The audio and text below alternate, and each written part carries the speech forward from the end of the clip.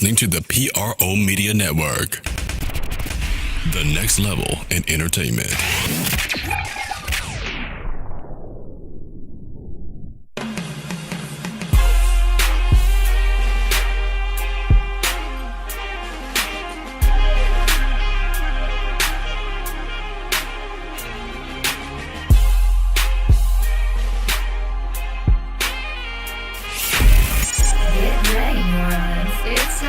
Sports Coma with Big Q and the guys, telling you everything you need to know about the Saints, Pelicans, and a whole lot more. Welcome. You're now listening to the Sports Coma with Big Q and the guys. We have intense, entertaining, educating, and enlightening sports talk on your favorite sports family. Once again, I'm Big Q. And chiming in tonight, we got my old comrade, partner in crime, DC. How you doing tonight, friend? Oh, I'm great, man. Just ready to get to it. Let's get to this entertaining, education, provocative. That's right. This is podcast 124. We got to give out our happy holidays to our Saints and Pelican, LSU Tiger, Tulane, and universe fandom, I guess I would say. Big ups to those guys. Happy holidays to you all for joining us. And today will be a jam-packed show. We'll cover the Saints' 23-13 win over the Atlanta Falcons. And with the win, the Saints clinch a playoff spot. Next week against Tampa Bay, they can win the division with a win over the Bucs. So we'll get into cover that Saints-Falcons game with stats, facts, breakdowns, interviews from head coach Sean Payton, quarterback Dru Brees. Mike Thomas will chime in, Cam Jordan, Marshon Lattimore, Mark Ingram, and, of course, Alvin Kamara will tune in. Man, we got all of them coming on the show? Everybody and anything is available. And on the show tonight, yes, jam-packed. We also go to our big up segment. We'll give up our big ups to our favorite players, offense and defense, or special teams for New Orleans in the matchup against the Falcons. DC will go in his very patented fan favorite injury report, giving you the latest on those injuries. We'll also have some news as far as the Pro Bowlers are concerned. Do the Saints have another Pro Bowler joining a list of 6? We'll cover that as well. Also, the transaction why the Saints did pick up a player today as depth on defense. We'll get into that. And toward the second, this is a 2-hour podcast tonight. We are covering the Saints and the Falcons in the first hour, and in the second portion of the second hour, we'll be covering the New Orleans Pelicans as they were able to win a few games, and we'll cover those games as well. The last three games against the Wizards, the Heat, and the Orlando Magic, and then we'll preview the matchup against the Brooklyn Nets on the Pelicans' 3-game homestand. So we'll have a jam-packed show for you today. Before we get into it, I'd like to tell all of the Sports Coma multiverse fandom out there to go ahead on into Sports Coma Galaxy, baby. The Sports Coma Galaxy, to subscribe to our Facebook, Twitter, or Instagram pages if you haven't done so. And also you can join us on YouTube at the Pro Media Network on YouTube, and you can subscribe and like it. And then when we do our live podcast, which we'll be doing this week, and also when we do our tape podcast, you'll be notified of it, so you'll never miss a lick, or never miss a show of the Sports Coma. Also, we'd like to tell you that this show is brought to you by the Affirmation University. That's one of our newest sponsors from Affirmation University. A new book, and I've gotten it in the mail from author G.J. Barabino. It's called How to Become Your Most Ultimate Self. A very powerful book for people that are in the mind of positive affirmational thinking. Books like what is it called? The Secret and Affirmational Learning This book is very powerful. It teaches you how to use the universal key to unlock your most ultimate form. It's by author G.J. Barabino, the latest book from this splendid author, provided by the Affirmation University. Of course, you can go to our patreon.com/the PRO Media Network. And of course, you can take a look at it, or you go to Amazon.com and put in "How to Become Your Most Ultimate Self." The book will pop up there, and you can purchase it on Amazon. It is available at all major book retailers. "How to Become Your Most Ultimate Self" is as our sponsor for this week's show. So here we go. We're gonna get right on into it. We're gonna start off with the Saints' 23-13 shellacking of the, a 10-point win is not considered a shellacking. It was more than 10 points if you watch the game. They never had a chance the whole game. No, they didn't, and not even close. But when you take a look at it from our perspective, of course, the Falcons got it down to the goal line a couple of times. The Saints had some turnovers, and of course, were able to have two strong goal line stances that one of them resulted in a fumble. It was just excellent, man. Big time play by the defense. The defense came alive, and they're coming alive at the right time, and they're excited about the playoffs. And if you're anybody else, you damn sure don't want to match up with the Saints. So the Saints, looking at it, Dru Brees, not too much of a big game for Dru. The total yards the Falcons had 331 versus the Saints 315. Saints dominated on time possession 33-48 to 26-12. Atlanta turned the ball over twice. New Orleans just once. 15-15 on the turnovers. Total plays 61 by Atlanta, 60 by the Saints.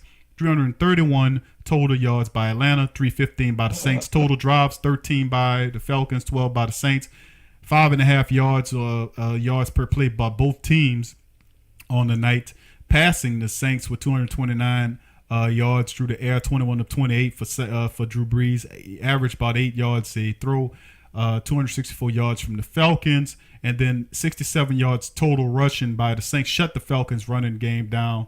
Held them 67 yards, 3.3 yards a carry. That's excellent when you're playing a hardcore rushing attack at Atlanta with Kelvin Coleman and Devontae Freeman. Those are two power backs. Saints had 86 yards rushing the ball total. And then in red zone plays that Atlanta's 1 of 4. The Saints were 0 for 2. But the penalties, 10 penalties for 91 yards for Atlanta, 3 penalties for 30 yards for the Saints.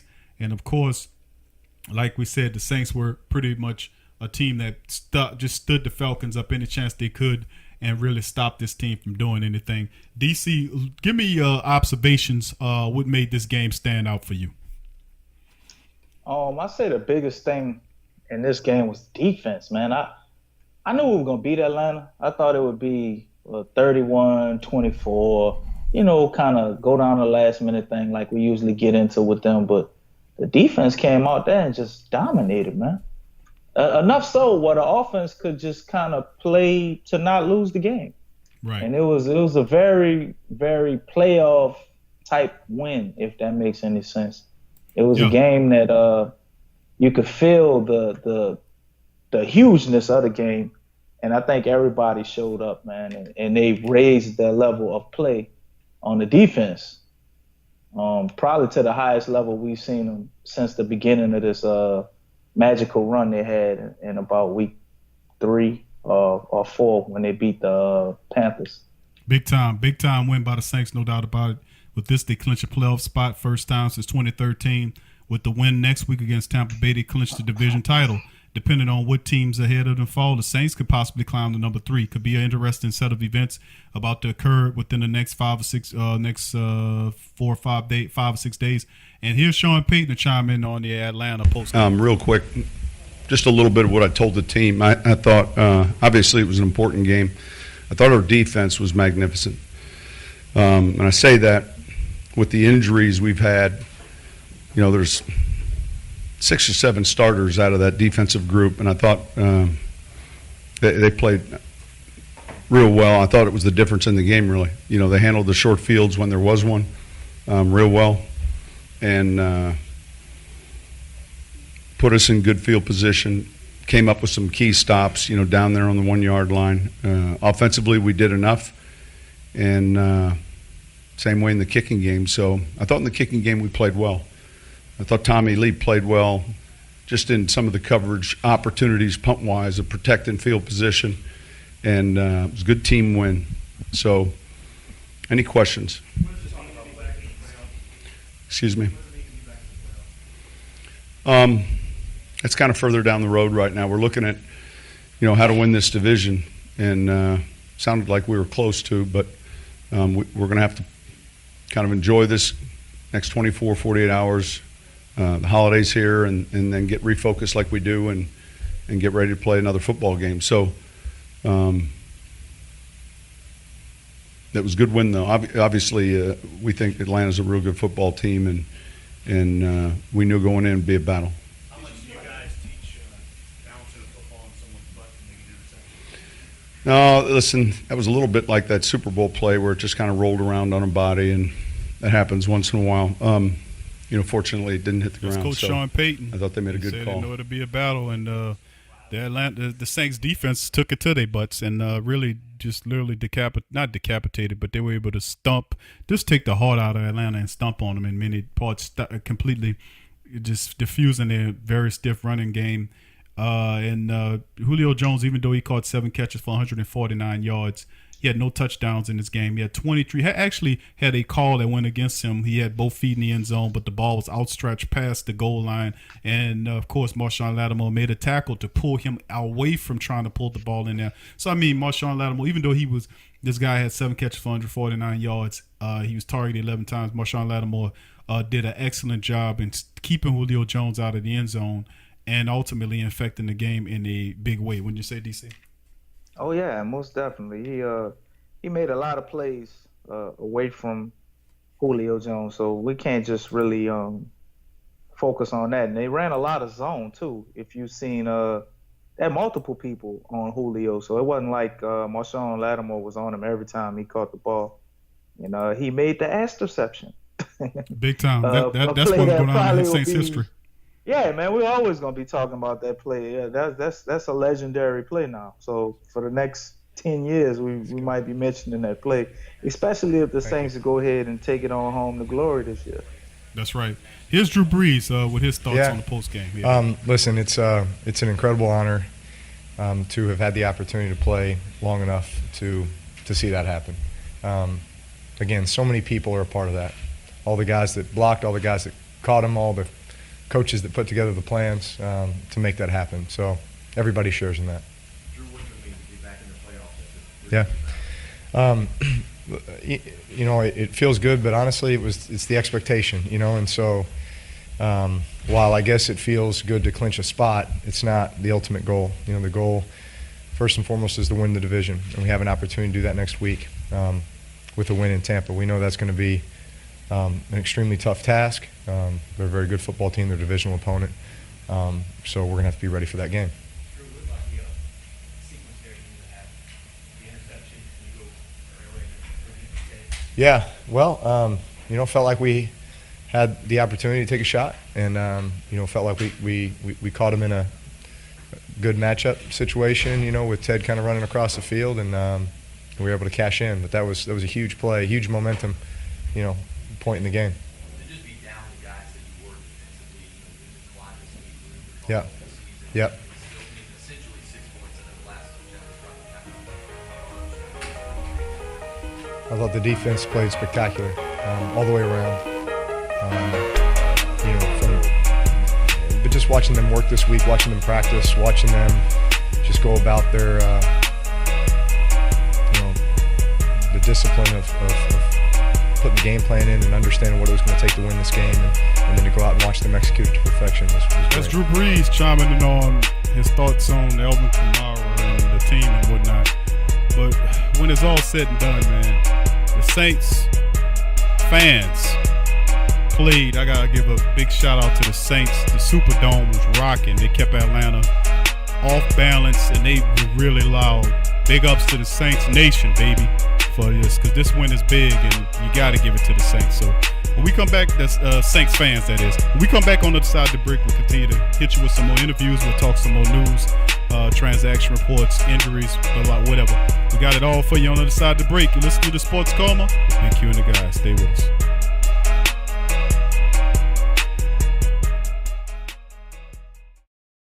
What's up, sports world? This Big Q from the Sports Coma with Big Q and the guys. Talking to you about the website, theposhlifestyle.com. That's right, poshlifestyle.com. A great website where you can get great products at great prices. They sell organic herbs, vitamins, supplements, water filters for your home, EMF and cell phone radiation protection, healing magnetics and healing crystals, personal protection devices like cell phones, stun guns, and mace sprays, organic deodorants, shampoos, soaps, toothpaste, and more. They also sell 10A grade Brazilian hair. 10A music is available now. All kind of the latest downloadable mixtapes. So what are you waiting for? Head on over to the poshlifestyle.com. That's the Posh Lifestyle, life spelled with a Y, LYFE style.com. Put in the Sports Coma for the 10% discount on your purchase. It's a win-win. So get your mind and body right with the Posh Lifestyle. Get all the latest news and updates from your New Orleans Pelicans at the Pelicans Eye View, the new and official Pelicans Daily Journal, covering everything Pelicans. Attention, everyone. Get breakdown on games, free agent signings, and potential moves. Unbiased opinions and straight up facts with statistical analysis from G Balance. Go to www.thesportsdaily.com/Pelicans-I-View. Wow, what a huge honor it is to be named NBA 2K18 Legend Edition cover athlete. I really wouldn't be here without the guidance, love, and support of my mom and dad.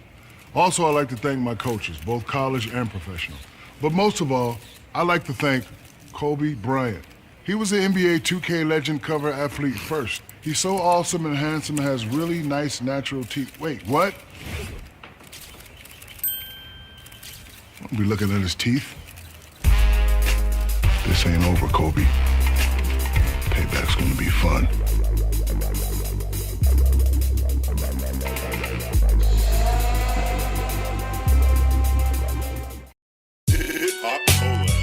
Let me tell you about a news site that carries the news that you would want to know. News that's not the same as the rest of lamestream media, but a site that lets you know about the most important news on health, economics, tech, entertainment, science, food, sports, world news, positive living, paradigm shift, and a lot more. Go to theposhreportonline.co. That's right, theposhreportonline.co. Learn more. And remember, challenge everything. Follow the Sports Coma on Facebook, Twitter, Instagram, and YouTube.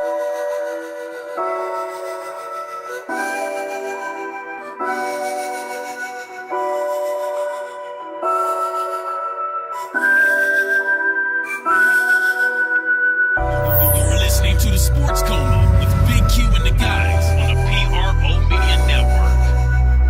Welcome back to the Sports Coma with Big Q and the guys.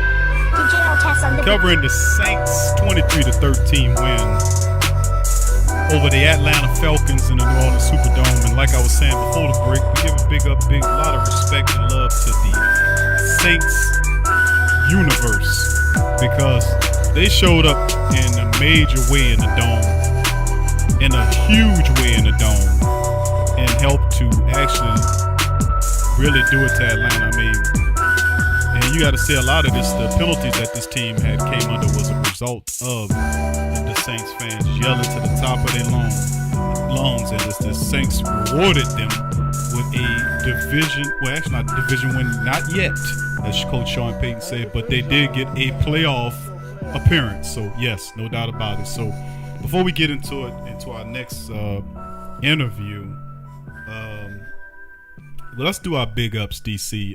Before we go into that, we'll start on our big ups in just a second.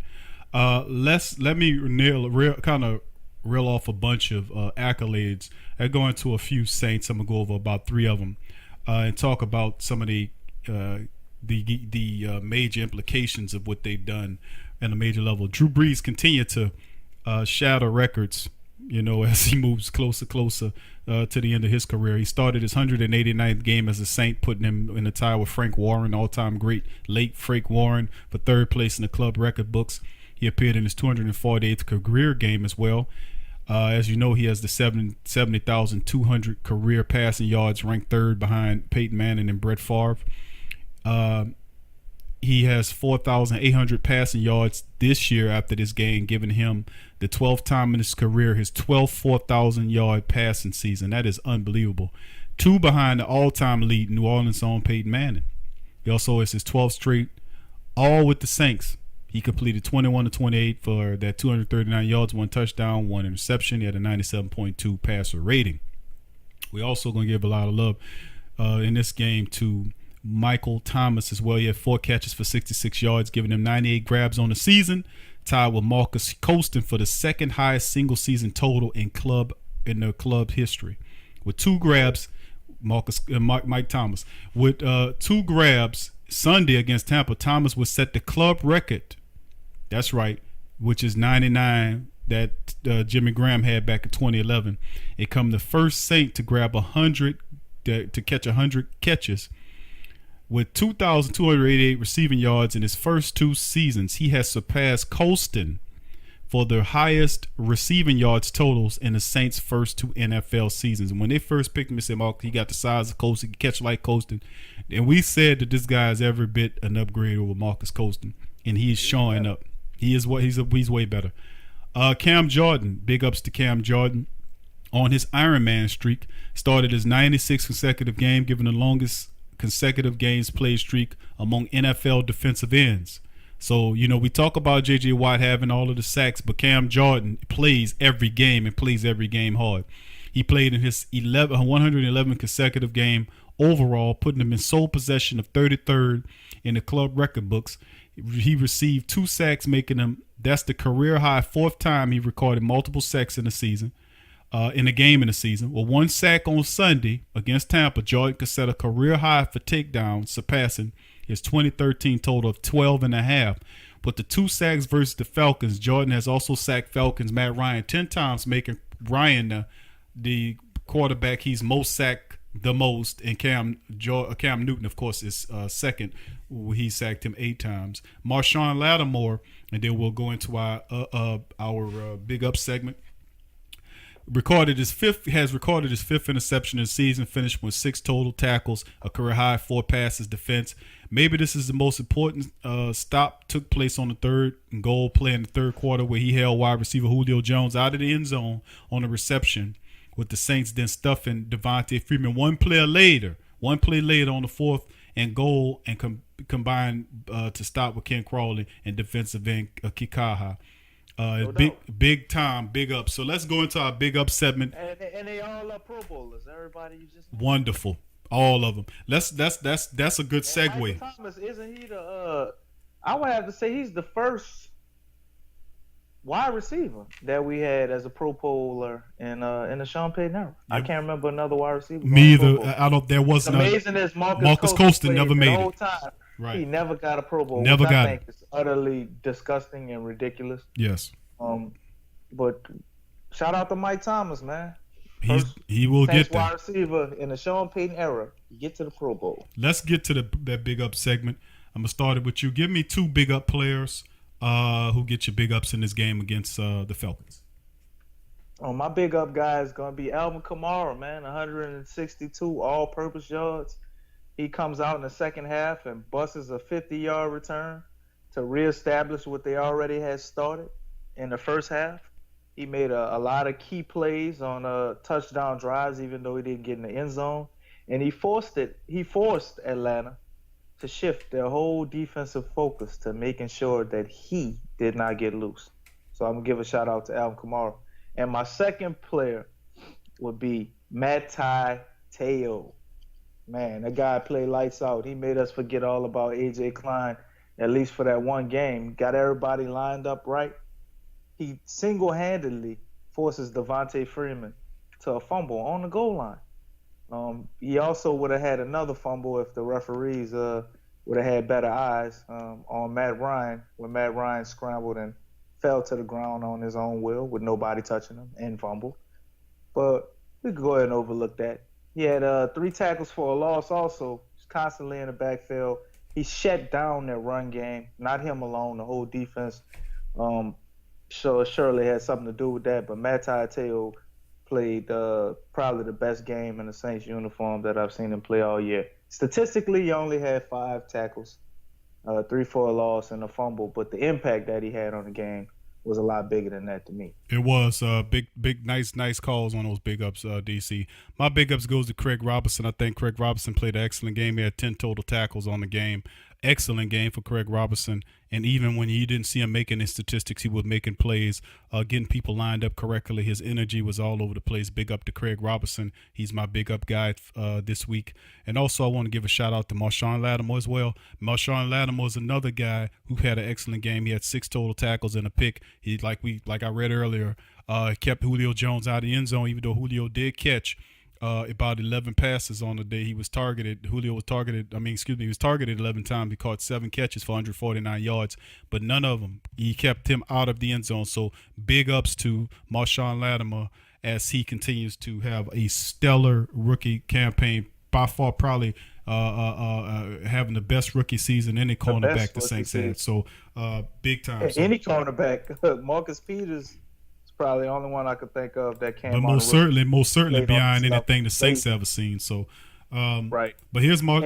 Speaking of, wait, no, we are not leaving this segment without mentioning Cam Jordan. Cam Jordan had 2 sacks, 2 tackles for a loss, and I'm sure he probably batted down a pass or 2. That guy played at a very high level the whole season, so we definitely have to mention him in this game because he definitely showed up, as he does. The bigger the game, the better he plays. So shout out to Cam Jordan as well as one of our top end performers. We definitely got to celebrate Cam Jordan, man. He continues to step his game up. He plays so good, we take him for granted, man. But we pretty much got to mention him every week. You do, and that's another fantastic thing about Cam. And that's the next interview we're gonna play from Cam Jordan. But before I get into that interview, I just want to make mention very fast that the correlation between the Saints' stellar play and the fact that these guys are playing at a better level than what they were playing from the previous year, obvious has to go to the fact that the players are taking it serious, they want to win, but also to coaching. You can have some of the best players in the world. If you don't have the proper coaches to teach the proper techniques and to motivate these guys, they'll turn in performances similar to what the Cleveland Browns defense and team is doing. So like I said, it's one of those situations where you got to give big credit to the new defensive coaches that the Saints brought in.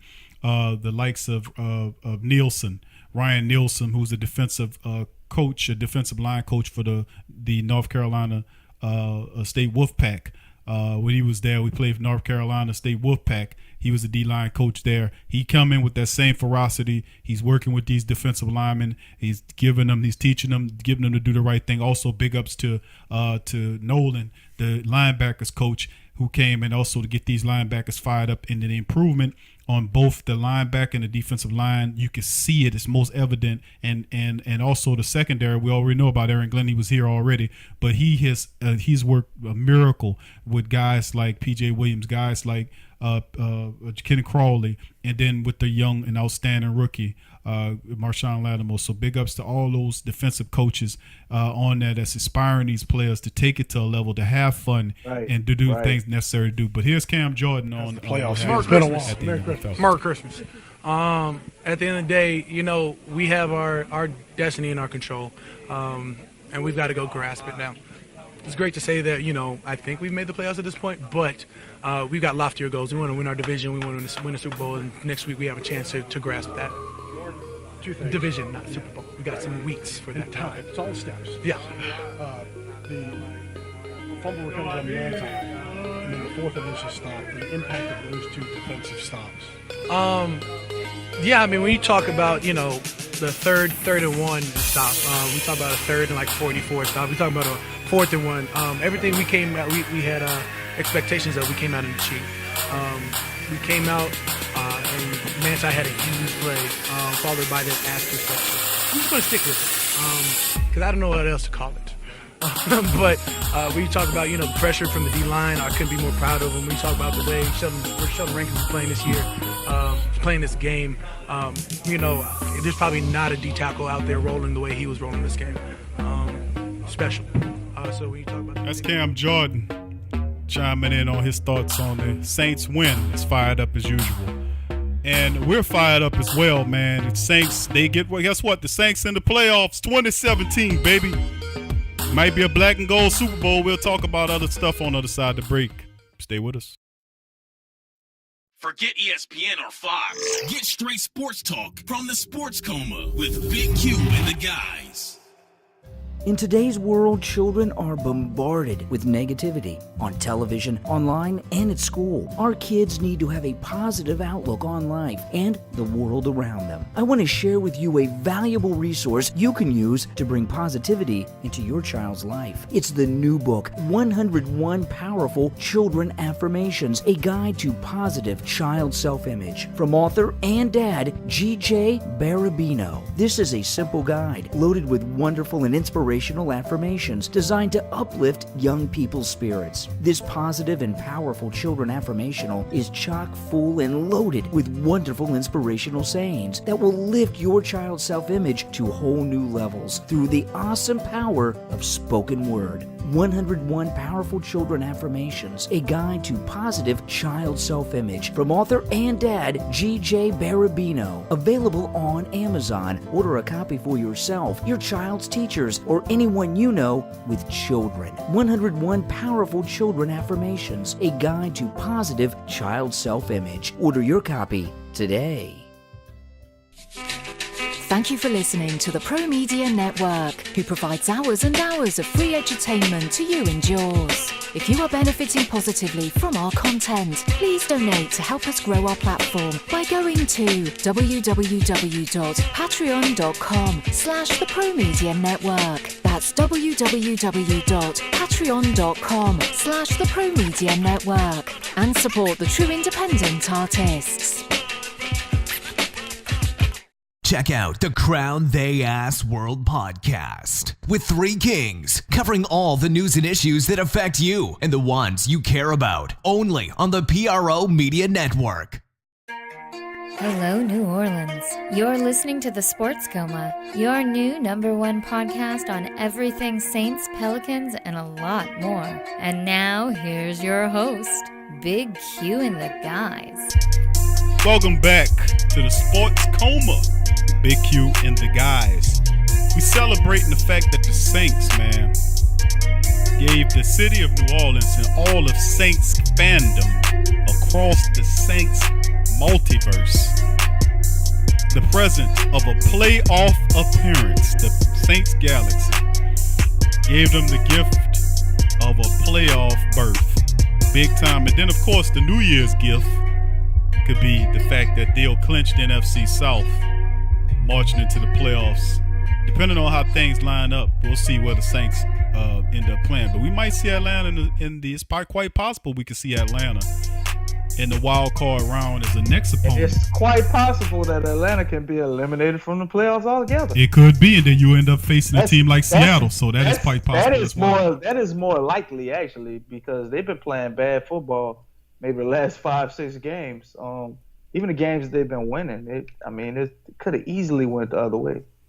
Absolutely. You're absolutely right. They have not been playing what we accustomed to the Falcons been playing, and it's very interesting to say the least. But here we finished up on our big up segment early. In just a moment, DC is going to go over his injury report on what's going on. But before we get into that, let's listen to what Mark Ingram and Alvin Kamara got to say. Lovely. Feels great. Man, first and foremost, we got to give Jesus Christ his glory, man. You know, he's the reason for the season, so let's not lose sight of that. And also, happy birthday to my baby girl. She turns 3 today. So, happy birthday, baby girl. Thank you, Jesus, and happy birthday, Myla Ingram. I love you. But back to your question. Man, that's what we work for, man, is work to get in the tournament, get in the dance, and have a shot. So our number one goal always is to win our division. So we're going to have to try and accomplish that next week. Alvin, why'd you stick with the cleats even though you knew you were fine? Man, I just feel like it's Christmas. You know, everybody in the Christmas spirit, so why not? You know, you got the ugly sweater on. You feel yeah, you got your sweater on. I mean, I hopefully they don't do me too bad. I mean, I'm gonna figure out if they do find me. I'm gonna get my. They find them. They are the Grinch. Yeah, they're the Grinch. I'm gonna donate it to charity. Don't be the Grinch. Don't be the Grinch. Come on, please. Do not be a Grinch. Please don't be the Grinch.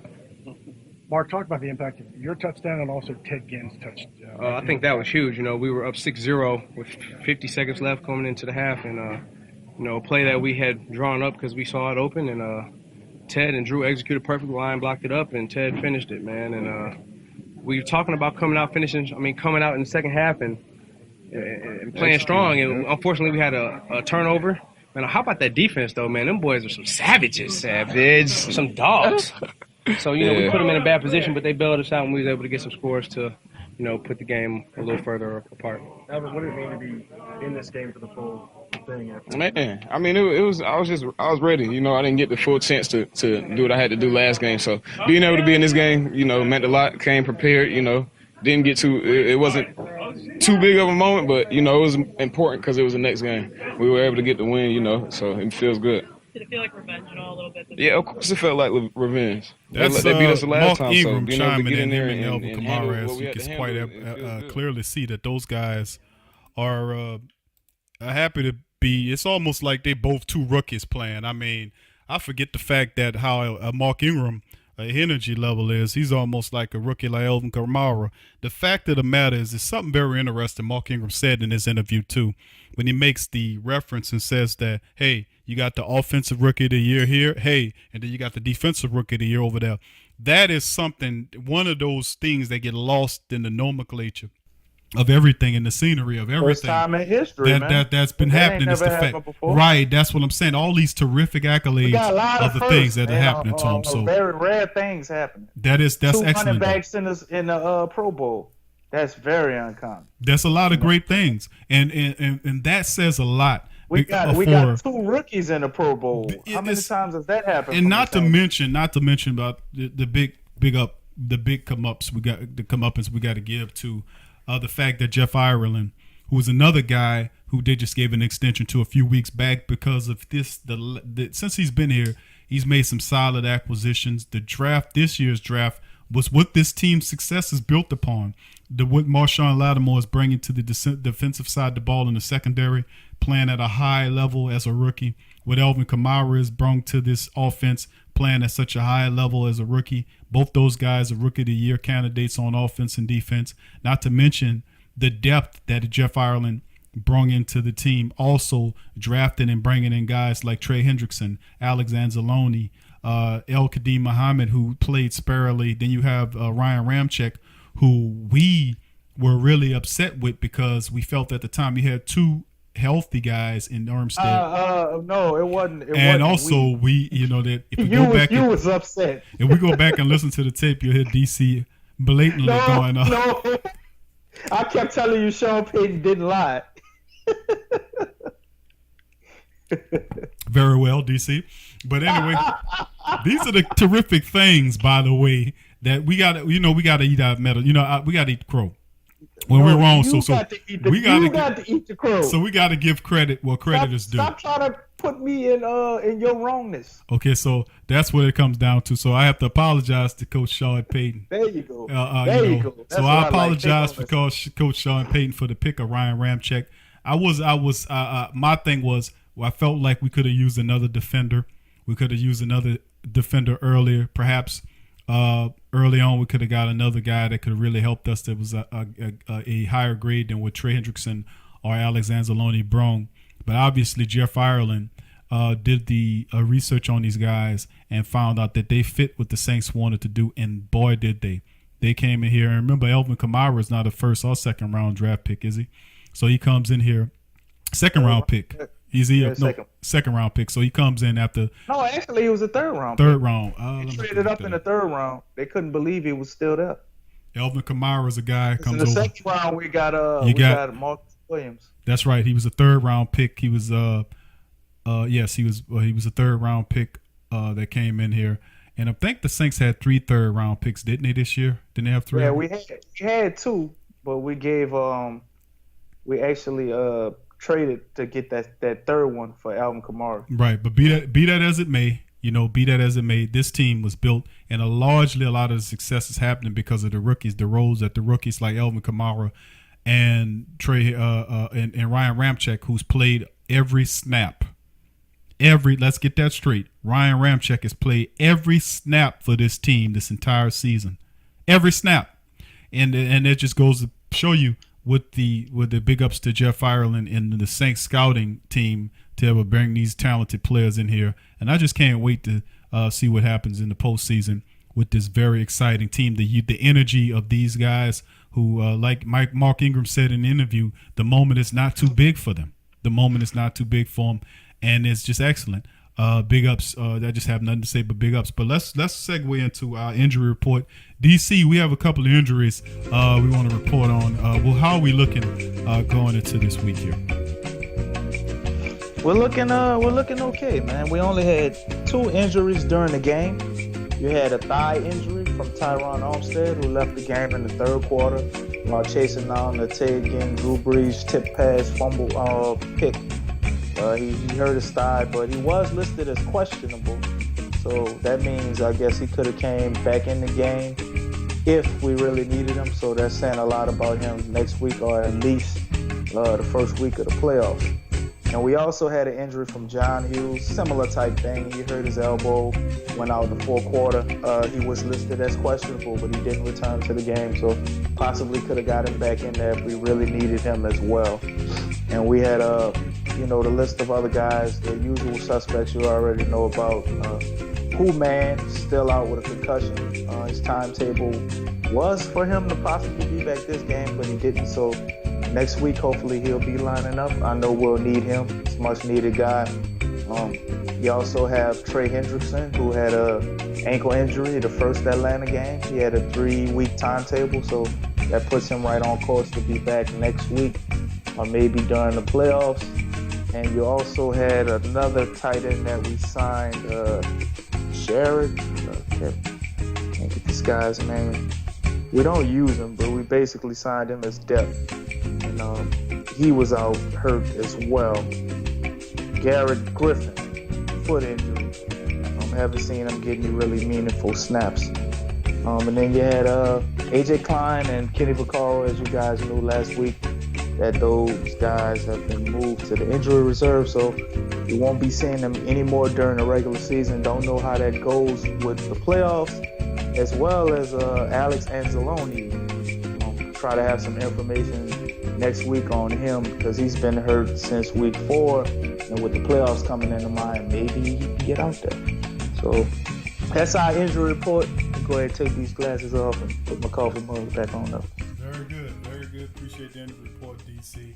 And we're going to segue into our last interview by Marshon Lattimore, as he talk about the Mr. Asterception. As he talk about that now famous Saints interception. Here's Marshon Lattimore. First things first. I mean, big win, get the playoffs. You said, what about the playoff? With the win, you secured the playoffs. Oh yeah, for sure, man. We haven't missed the playoffs. I wasn't here, but we haven't missed the playoff in how many years? Since 2013. Yeah, man. So just to be here, contributing to the team and contributing to our success, man, it means the world to me. And we're going to the playoffs, and hopefully, we can go all the way. So. Talk about the interception, where you fought the ball. I mean, tell me about your view of that. I just seen the ball pop up, and I was mad because I fell down, because I could have easily caught it off the tip, but I felt it on the back of my leg. Everybody tried to come grab it, but I did a little leg curl, just grabbed it. I mean, I must be living right. So, You told him right away that you had it, right? Because it never touched the ground, right? Yeah, for sure. Yeah, I knew it never touched the ground because it was on the back of my leg. I felt it the whole time. So. Did you see it? Like when you saw the replay, it was an unbelievable. Have you ever seen anything like it? Nah, man. I haven't seen anything like that before. But, it helped us win, though. So, I mean, that's the biggest thing. Do you remember making a play quite that athletic balance? Yeah, high school, college. I'm an athlete a little bit, but not nothing like that though. Nothing crazy like that. Talk about your day going against. That's Marshon Lattimore. He said he never seen nothing like the ass interception, the ass pick, whatever you want to call it. We call it successful. And in the end, that's ultimately what happened, as the Saints were able to lock up a very solid win against Atlanta by 10, 23-13. When we come back on the other side of the break, we're going to talk about some more Saints information. We're going to talk about the Pro Bowlers. Saints 6 Pro Bowlers is gone. They now have another Saints that'll be in the Pro Bowl.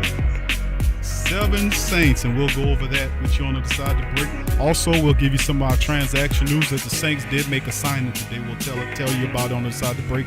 Stay with us. You listen to the Sports Coma with Big Q and the guys. I'm a Saints and Pelicans fan, so the only podcast I can get my fix is the Sports Coma with Big Q. The guys intense, funny, and they always keep it real. Check out the Sports Coma with Big Q and the guys.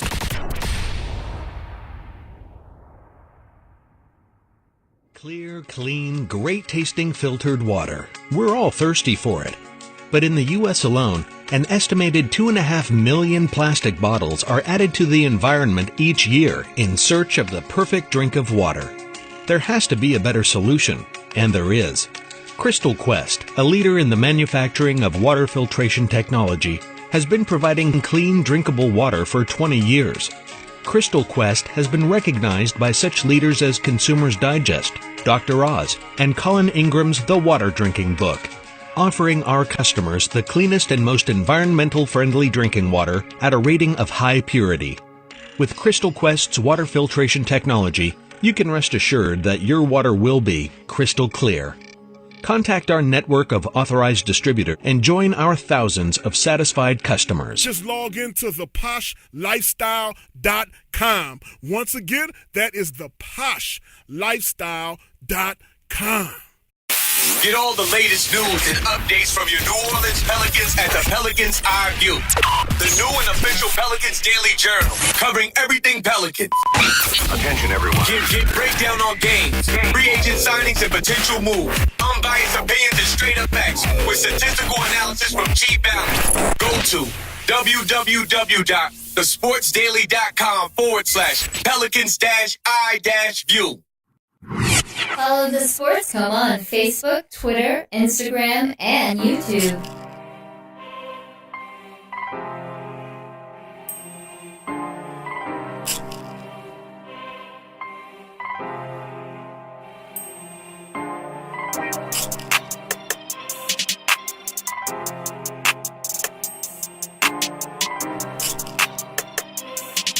You're listening to the Sports Coma with Big Q and the guys. The best funny sports podcast in the country. Welcome back to the Sports Coma with Big Q and the guys. We're still talking Saints. And as a reminder, this is a 2-hour show, although we'll be talking about the Pelicans in the second hour. We'll cover the Pelicans' last 3 contests against the Washington Wizards, the Heat, and the Magic, and of course we'll preview the matchup against the Brooklyn Nets, so stay tuned with that one. Going back into our Saints talk for the final segment, the Saints had, of course, 6 Pro Bowlers named. Obviously that's a record. We don't even have to look that up to know that that's a record. The Saints were able to get 6 Pro Bowl players this year named to the Pro Bowl. Of course, Dru Brees is a mainstay. Cameron Jordan's there. Mark Ingram, Alvin Kamara for the first time, Michael Thomas for the first time, and Marshon Lattimore. So Alvin Kamara, obviously the offensive rookie of the year, Marshon Lattimore, the defensive rookie of the year. Those guys have earned, all of those guys, Brees and all, have earned them their opportunity to play in the Pro Bowl this year. And also, we have a 7th Saint player that will be mentioned as an alternate named to the Pro Bowl, and that player is, of course, Chris Banjo. Banjo is a guy he's came over a couple years ago from the Green Bay Packers. And ever since Chris Banjo's been here, he's been a big-time playmaker for the Saints. He forces turnovers on the special teams. He makes stops and hits. He's a high-energy guy. Good things happen when Chris Banjo is on the field if he's on your team. So big ups to Chris Banjo and all of the Saints for their stellar play this season into making the Pro Bowl. So big ups to the Saints. So usually I don't watch this game. I'm going to just be honest with you. I think it sucks. It's stupid. But I'm going to watch this game because I see all my Saints there. So that's my take. DC, what you think about this it? This year I think they also have it I think the Rising Stars are taking on the veterans or something like that. The younger players I think are going to be on one team, and the veterans I think are going to be on another. But it's going to be AFC, NFC type thing. Or maybe I'm misinterpreting that. But I probably still won't be watching the Pro Bowl because if things go the way I think they will, I don't think we're going to have no Saints playing that game anyway. Good point. Usually the Pro Bowl is lined up the week in between the little gap that they have after the AFC and NFC championship games. Is a gap in the play. It's 2 weeks before the next Super Bowl happened, and they fill the gap by putting the Pro Bowl in between that. What years ago they would play the Pro Bowl as the last game of the season. That way you get all of the stars there. But they wanted to be able to fill the gap between the championship games, the division championship games, and the Super Bowl. So they decided to switch and place the Pro Bowl there, which a lot of people will gladly miss for a chance to play in the Super Bowl. So this could be ceremonial. Hopefully the Saints have a deep playoff run. We get back to the Super Bowl again, and all my chips in the table. I think I've seen enough of this team this year and all of the miraculous things and the record-setting things that I've seen for the first time that has happened with this team. I pushed all my chips to the center of the table, and I'll say that this team is going to the Super Bowl based on the fact that the hunger. I mean, this is a relentless hunger. The defense have taken on the identity of Cameron Jordan. The team is basically hungry, and it's just beautiful. I just love it. I love every portion of that. DC, let's go into our transaction news. We're going to talk today about the fact that the Saints, you made mention of a few things dealing with the waiver wire. What the Saints did, having a few guys on the injury list, they needed help. Big John Hughes wasn't on that injury list. Of course, he did have a slight injury. I remember. Didn't he leave the game with an injury, Big John Hughes? I did mention John Hughes. Oh, did you? Okay. He was on the injury list with an elbow. Okay. Went down in the fourth quarter. Okay. All right. So with John Hughes, listen. If you go back and listen to our podcast, we've been doing them for a couple of years now. When we covered the preseason, of course, we talked about the defensive personnel, how they had an abundance of talent on the defensive line. We talked about ad nausea about Big John Hughes, which was one of my favorites. I really like Big John Hughes because when he gets out there, shit happens. I mean, he gets up there, he's disruptive. He's tough to block. It takes two guys to block. He tears up the middle of your line. When John Hughes is there, he's just a terror. And then there was Big Tony McDaniel, and then there was Jason Jones. If you remember, Jason Jones was another favorite. Well, Jason Jones, I believe he was signed with another team. Matter of fact, I think it was the Washington Redskins signed him. Yeah, we had a lot of D tackles. A lot of great defensive tackles. Good D tackles in the preseason, man. I remember we were perplexed about who should get cut and who shouldn't. And we also have another good one that's on the injury reserve. I can't remember his name. Mitchell Lowen. Mitchell Lowen. Lowen is on injury reserve, so yes. We're loaded with D-tackle talent.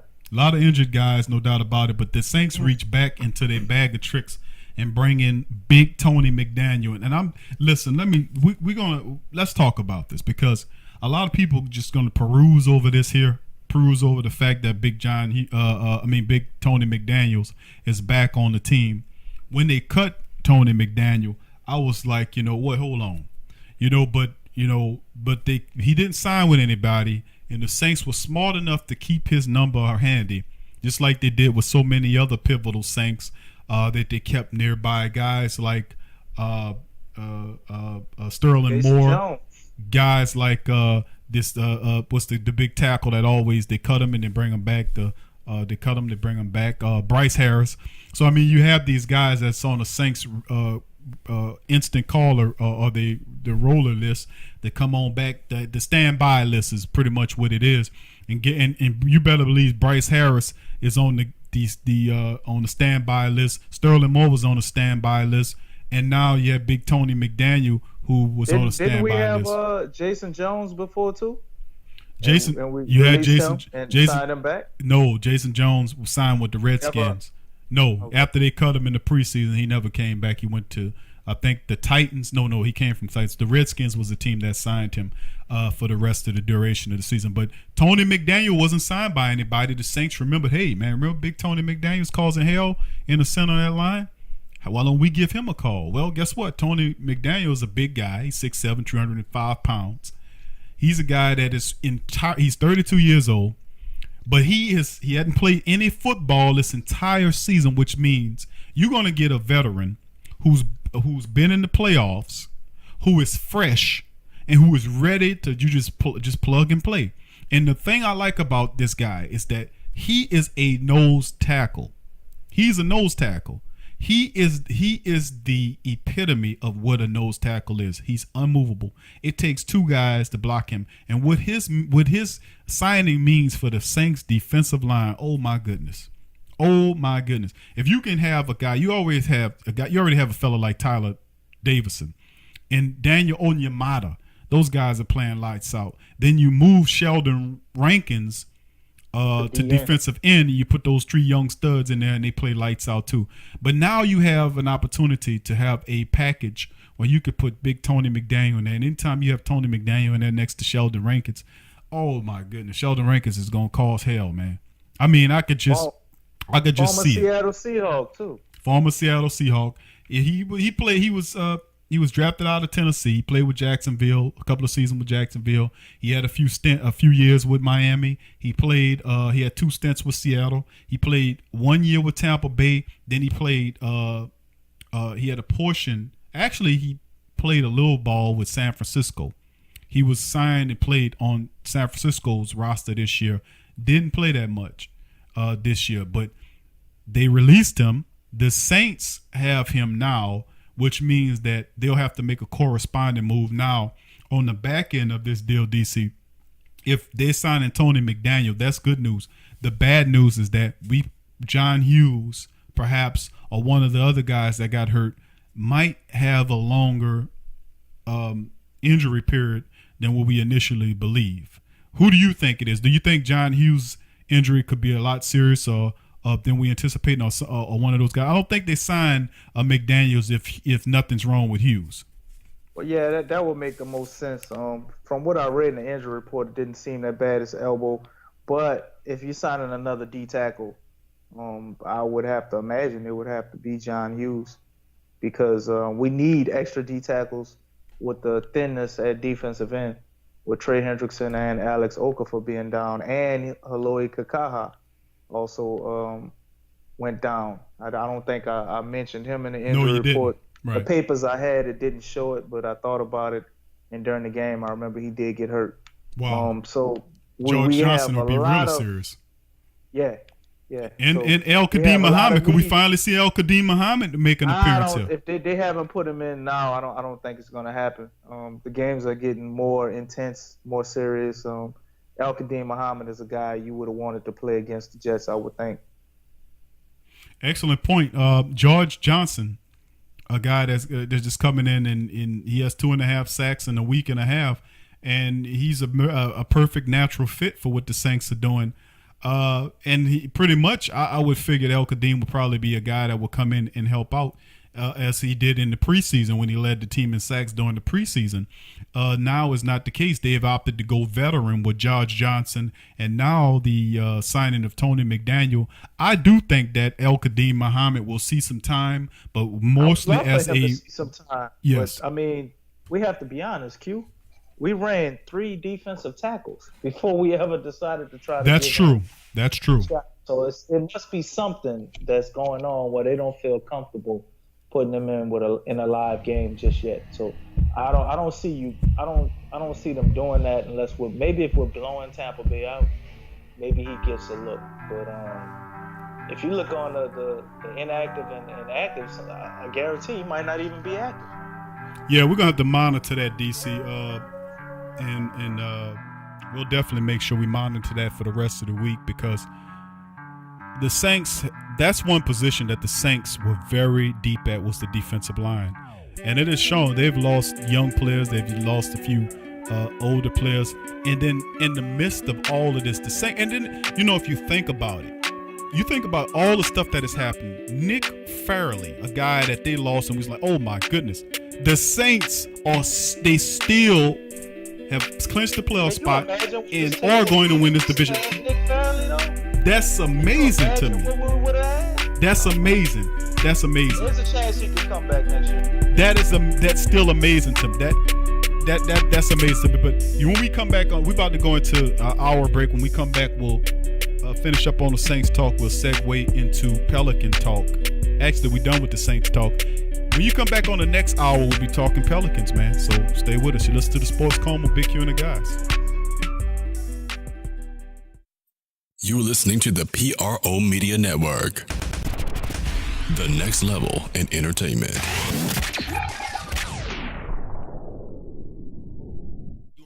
You're listening to the Sports Coma with Big Q and the guys on the PRO Media Network. At the Posh Lifestyle, I go there for all my health needs. They offer great deals on organics, water filters, healing magnetics, healing crystals, clothing, books, DVDs, vitamins, and a lot more. They even have free shipping when you spend over $100 on most products. With secure online ordering, fast service, and great products, I save some money, and I'm improving my health doing it. It's a win-win. So do what I did. Go to shop.theposhlifestyle.com. That's shop.theposhlifestyle.com. That's shop.theposhlifestyle.com. So upgrade your lifestyle with The Posh Lifestyle and love what you do. Let me tell you about a news site that carries the news that you would want to know. News that's not the same as the rest of lamestream media, but a site that lets you know about the most important news on health, economics, tech, entertainment, science, food, sports, world news, positive living, paradigm shift, and a lot more. Go to theposhreportonline.co. To know who you are, you have to know where you come from. Honor and respect those who help pave the way, working hard, sacrificing, saving, and building a future for you and your family. We are One United Bank, America's largest black-owned bank, with offices in Boston, Los Angeles, and Miami. We invite you to join our effort in building economic power in America by opening an account at www.oneunited.com. Join the movement today and make your money matter for you and generations to come.